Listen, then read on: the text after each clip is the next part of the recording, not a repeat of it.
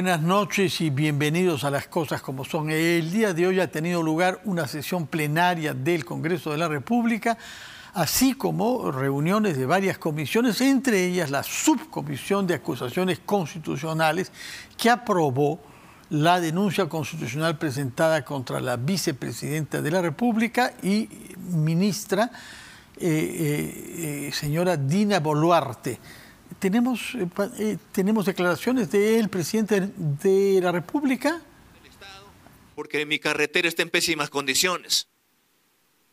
Señor ministro de Transportes, juntamente con usted tenemos que recorrer los centros poblados del país, los distritos del país, y le pido también acá que hay que recorrer urgentemente este tramo de Cieneguilla a Guarochirí y el resto del interior también de provincias y distritos que tiene nuestra región.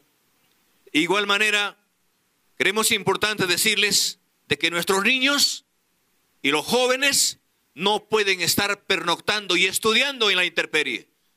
Señor ministro de Educación y al jefe de PRONIET, tenemos que hacerle más viable y inmediatamente estos proyectos. Se trata de la educación de nuestros hijos. Se trata de esto, lo más importante, que hay que darle prioridad y hay que darle la atención correspondiente. A los equipos técnicos no se trata solamente de escucharla a nuestros alcaldes, sino también atenderla, y hay que apoyarla con todo lo técnico que necesiten los alcaldes para viabilizar sus proyectos.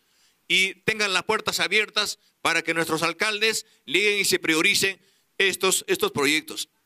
Uno de nuestros alcaldes, que el día de hoy le he visto a los tiempos, a los meses, el maestro Freddy, con usted empezamos no solamente esta treta, sino también con el resto de compañeros que el día de hoy asumen como maestros y como alcaldes. Tengan ustedes la seguridad que trabajando con transparencia, trabajando con honradez, trabajando de cara al pueblo y visitando como estas formas de trabajo, como lo hacemos y nos hemos empeñado a hacerla de esta manera, llegando a los lugares más recónditos del país. Sé que a algunos les va a incomodar,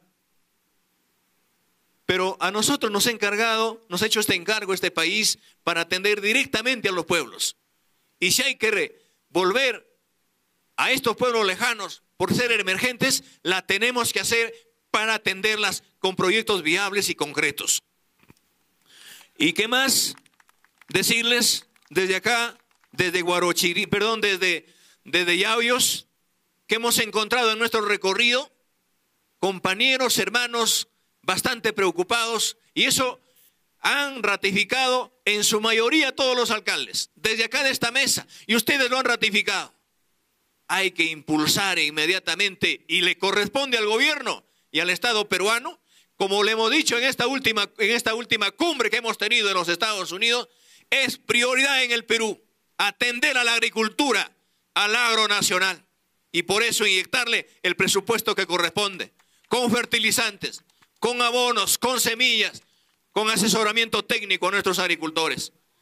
Pero ¿de qué sirve que el agricultor en estas campañas ya tenga todo listo la chacra, le inyecte la semilla, le cultive esa planta, la coseche y no tenga por dónde sacar al mercado? No tenga quien le compre.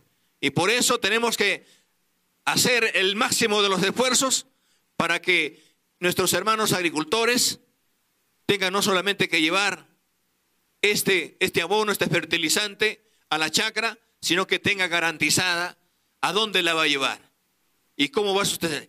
Son nuestros agricultores, y eso lo decimos hasta el cansancio, son las que paran la olla al país, las que ponen los manteles al país, y tenemos que dar todo lo posible. Estamos seguros, hoy nosotros hemos demostrado al país que nada de lo que se decía anteriormente en una campaña, que hemos venido nosotros a querer quitarle sus propiedades a la gente, a quitarle sus terrenos, a quitarle su chacra, que queremos implementar un modelo comunista, un modelo distinto, totalmente falso. Y esta es la forma más democrática donde el pueblo se manifiesta. Y hoy debemos decirle al Perú con satisfacción que este gobierno hemos podido arrancar en esta cumbre presupuestos considerables, Y qué bien que los empresarios se hayan convencido de que este es un gobierno más que democrático, que respeta al pequeño, al grande, al empresario, al microempresario, a las autoridades y al campesinado y a todos los sectores. Qué bien que el día de hoy hayamos tenido la grata noticia de que se están terminando y hoy, el día de hoy, se estén acabando las especulaciones, donde habían grupos de querer sostener y a veces especular con los precios y traficar hasta con el hambre del campesino y del pueblo peruano. Vamos a hacer todo lo posible para que esto nunca más se vuelva a repetir en la historia del Perú. Nosotros lo que hemos hecho es abrir los espacios para trabajar juntamente con las autoridades, juntamente con nuestros ministros, y desde acá llamamos a todo el empresariado, a las personas que tengan que invertir, háganlo con confianza. Se acabaron estas cosas, se acabaron estas especulaciones, se acabaron las dudas, y hoy hemos demostrado al país que hemos venido acá primero en el marco de problemas tan grandes como la pandemia, primero vacunar a nuestro pueblo peruano. Luego, ver de qué manera nosotros hemos garantizado, y los alcaldes a la cual agradezco a nivel nacional, que se hayan preocupado y hoy día estemos demostrando al Perú, América Latina y al mundo, el retorno a la presencialidad.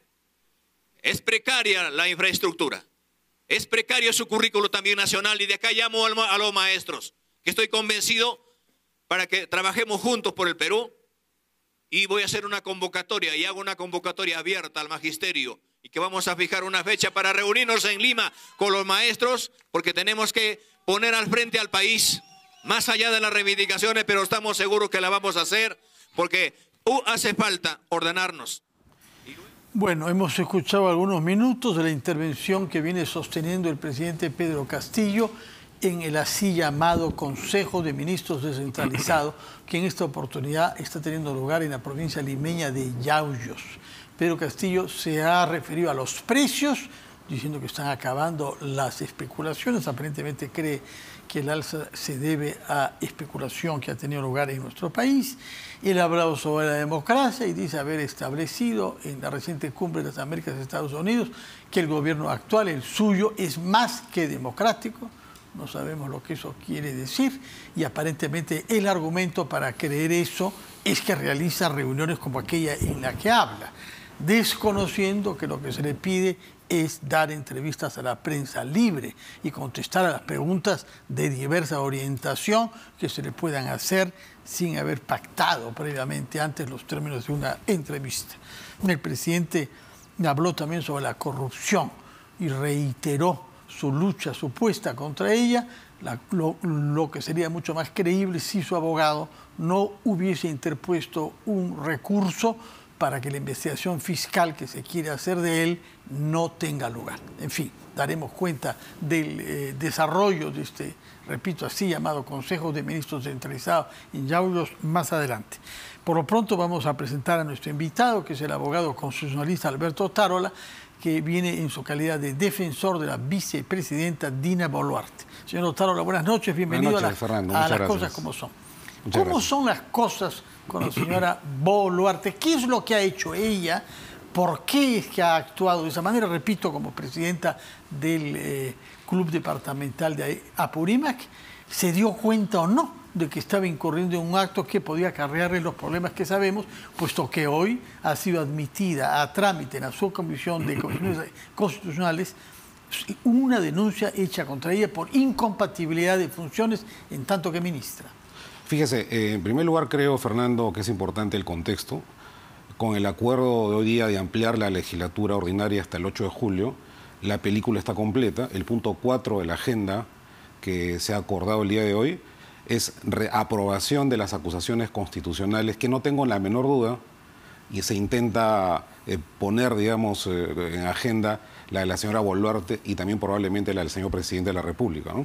Entonces estamos, en el caso de la señora Boluarte, ante una inhabilitación express, yo lo he denominado así, porque se ha preparado el escenario, el camino y la agenda que intenta no solamente de manera ilegal caracterizar una infracción constitucional que no existe, sino también forzar al extremo los plazos procesales, porque existen, para variar, otras denuncias constitucionales de mucho tiempo atrás que no han sido calificadas por la Comisión y no han sido agendadas por la subcomisión. ¿Cuál es? Por ejemplo, el tema del señor Nelson Chac, el 30 de marzo de este año, nada menos que la fiscal de la Nación presentó una denuncia constitucional contra el Contralor por las irregularidades cometidas en la contratación de su personal de confianza.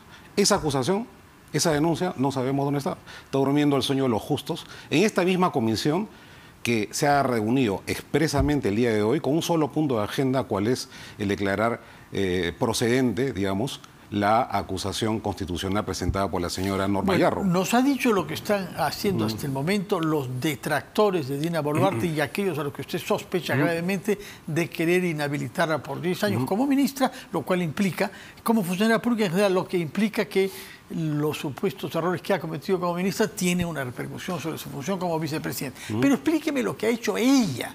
¿Qué es lo que hoy sabemos que ha hecho? Porque inicialmente usted nos dijo que había subsanado actas del club.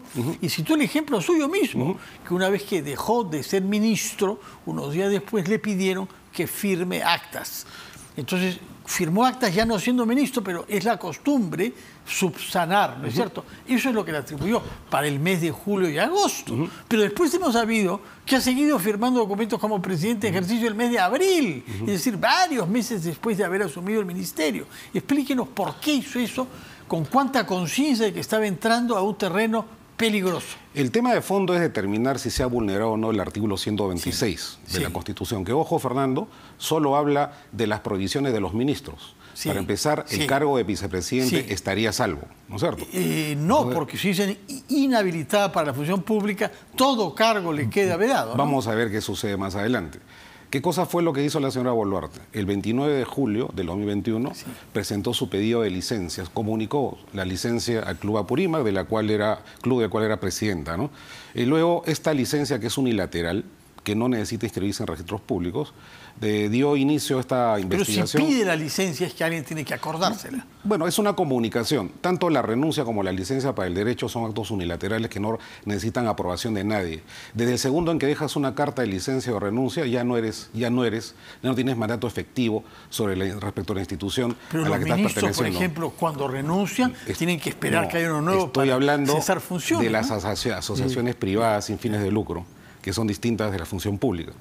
Entonces la señora Boluarte dejó de ser presidenta del Club Apurímac, pero ¿qué pasa? Estaban, ¿no es cierto?, en trámite entre los registros públicos todas las actas, el quórum de las asambleas y los requisitos formales para, digamos, legalizar o para poder completar este procedimiento de cambio de directiva. Ya, entonces, unas semanas. Pero esto estamos hablando del mes de abril, 9 meses después. Ella firma, ¿por qué? Porque hay un pleno de los registros públicos que obliga a cualquier persona que deja de ser directivo, sobre todo presidente de una asociación, a suscribir las observaciones registrales para permitir el funcionamiento de la asociación. Esos no son todo actos, eso no se explicó usted hace esos no son actos ni de dirección ni de gestión. Pero el mes de abril, no de julio, sino abril, 8 y pico de meses después, ella ha hecho gestiones escritas para que se restablezca el derecho de funcionamiento, es decir, de tener actividad comercial, ganar dinero. Eso es lo que ha hecho ella. Ese es el otro tema, ¿no? Que curiosamente no fue mencionado por la Contraloría. La renovación... ¿No? Ese tema no figura. No, eso vino después. La renovación de la licencia de funcionamiento de la Municipalidad de Lima, que también es un acto pretérito, y acá tengo que aclarar ese tema, Fernando. ¿Cómo acto pretérito? Es un expediente del año 2019. ¿No? Y hay un artículo de la ley, inclusive de esta ley que sanciona los actos de gestión contra el Estado, que dice que cuando la administración te pide una información, te solicita, no es un acto que pudiera ser un conflicto de intereses, ¿no? Hay una norma específica que dice eso, pero en fin. Pero puede estar esa norma específica, que no sé cuál será, valer más que la Constitución, que niega explícitamente el derecho del que sea ministro de defender derechos de terceros, aún si sea para una asociación sin fines de lucro. En el caso concreto es una ley de desarrollo constitucional que tiene lo que se llama presunción de constitucionalidad. Entonces, si es que no ha cometido ninguna infracción, si es que ha realizado actos de revalidación, de levantamiento de observaciones, si ha continuado el trámite, porque estaba obligada a hacerlo además para renovar la licencia de... Pero ¿cómo se presentó su licencia el 29 de julio? ¿Cómo en abril va a hacer gestiones? Porque el reglamento de personas jurídicas no societarias de los registros públicos obliga a quienes han dejado el mandato de una asociación a continuar con la firma hasta que se puedan inscribir los actos registrales que han sido observados. Entonces ahí no hay nada que hacer, eso lo dice la ley. Es algo que no quiere leer la Congreso. Si hubiese otro presidente en ejercicio del Club Apurímac, no, ya sería, ¿va a seguir ella haciendo? No, ya no, porque ya estaría inscrito el nuevo presidente. Entonces, ¿por qué no se eligió una persona para eximir a la vicepresidenta de actos de este tipo? Para elegir, por ejemplo, un nuevo presidente se necesitan tener el quórum, según los estatutos, y una serie de actos formales que aparentemente no se cumplieron y fueron observados por los registros públicos. Cuando eso sucede, y créeme, Fernando, eso sucede todos los días en todas las asociaciones. No, pero es raro que la vicepresidenta de la República se vea obligada, según usted, a sacrificarse y hacer actos sabiendo que como ministra, que era a la vez que vicepresidenta, estaba prohibido que haga. No fue ningún sacrificio, fue un auto autorizado por la ley. Entonces, sacarle la vuelta, como hace el Congreso, a esos actos de regularización para, maravilla, la Contraloría poner, ¿no es cierto?, la pelota en el área, ahora que estamos un poco tristes de fútbol. Ni siquiera la ha puesto ella, porque entre las cosas que le reprochan no figuran los actos de abril. Y utilizar la letra chiquita para forzar nada menos que una infracción constitucional. Muchos congresistas que ahora han estado en la subcomisión y los que van a votar seguramente más adelante, han adelantado opinión, ¿no? Y han dicho que lo que pretenden es inhabilitarla 10 años. Sí. 10 años, ¿no es cierto? Y por eso han ampliado la legislatura. Entonces yo anuncio al país este intento de un grupo de la derecha golpista que quiere ilegalmente hacerse el poder y quiere retirar del escenario político a la presidenta y vacar al presidente de la República antes de que se produzca la sucesión de la mesa directiva del Congreso, que estamos seguros está siendo conversada por estos grupos y esperamos, ¿no es cierto?, que este intento, Fernando, pare por dos razones fundamentales. Uno, porque el país está cansado de los enfrentamientos entre la clase política y la falta de gobernabilidad. Y lo segundo, porque la Constitución ha sido tomada en este momento como un papel mojado en tinta, que es interpretada a su manera y de manera abusiva por el propio Congreso y que comete tropelías no solamente en el caso de la señora Boluarte. Usted ha hecho una defensa política ahora. Acá hay un plan político para vacarla y eventualmente para vacar al presidente antes del 28 de julio, es decir, durante el mandato de la actual directiva. Eso es una suposición política que le conviene afirmar como abogado defensor, pero tampoco tiene ninguna prueba de eso, por una parte, y sobre todo escamotea el acto jurídico de base. Un artículo de la Constitución dice explícitamente que los ministros no pueden gestionar intereses de terceros. En el 2007 el Tribunal Constitucional no dijo cómo se interpretaba una Constitución, la Constitución, ¿no? En este caso, procede la interpretación en su propio texto de manera sistemática. ¿Qué quiere decir la Constitución? Que, ¿no es cierto?, que existe un perjuicio para el Estado, ¿no? Que exista, digamos, decisiones de los altos funcionarios que puedan conflagrar contra el mandato, por ejemplo, el manejo de la economía, el manejo de los presupuestos del MIDIS, el uso inadecuado, ¿no es cierto?, de los fondos públicos, y nada de ello ha ocurrido. El Club Apurímac es uno de los clubes más pobres de este país y reivindico en este momento, ¿no es cierto?, el derecho que tienen los provincianos de asociarse en estos clubes y que no se pretenda utilizar no tiene nada que ver que existan esos clubes y que tengan problemas económicos con muchas asociaciones. No tiene nada que ver con problemas a lo que voy es que no tiene casi movimiento económico, ¿no es cierto? Pero nadie le ha atribuido a ella intereses económicos en este caso. Y lo que sucede, o sea, ellos tienen, el Tribunal Constitucional también otra sentencia ha dicho que ellos contribuyen, ¿no es cierto?, con la cultura y digamos, el bagaje cultural de los pueblos que están viviendo en Lima. Entonces acá es un escenario, Fernando, en el que se pretende una inhabilitación por 10 años, una destitución, una sanción indebida, sobre la base de presupuestos que no existen. Y ahora viene el segundo análisis, ¿no? La Contraloría no tiene ninguna facultad, pero absolutamente ninguna facultad, para calificar qué cosa opera como infracción constitucional y qué cosa no. Y eso es lo que he hecho precisamente en el caso de la señora Boluarte. Cuando el 20 de mayo notifica al Congreso 80 páginas de un informe y ese mismo día están dejando bajo la puerta de la casa de la señora Boluarte, dicho sea de paso, estaba fuera del país, 3 hojas comunicándole las conclusiones de su informe. Ni siquiera tuvo acceso al informe completo. Entonces acá se ha vulnerado también el derecho de defensa, la tutela Pero son procesal las 3 efectiva. hojas que le conciernen a ella, el informe completo aborda muchas otras cosas. Pero ella y cualquier Usted debería ciudadano... celebrar que ha habido rapidez para darle el documento que le concierne. Y cualquier ciudadano de este país merece conocer cuáles son las razones, eso se llama el principio de imputación necesaria, la taxatividad. ¿Por qué no? Y luego, ese informe completo, luego de más o menos 20 días, sí ya le ha sido notificado a la señora Boluarte, ¿no es cierto? Contradiciéndose la propia Contraloría, que en principio ha dicho que no se le notificaba nada. Pero ya, cuando estaba gatillado el procedimiento de inhabilitación que se ha instalado en la Subcomisión de Acusaciones Constitucionales. Entonces acá vemos afectación al debido proceso, la tutela efectiva, al derecho de defensa, al derecho, digamos, al principio de legalidad. Porque usted está defendiendo con bastante tenacidad. Aquí en los medios. Y en las instancias fiscales y judiciales que correspondan. No hay ninguna instancia fiscal.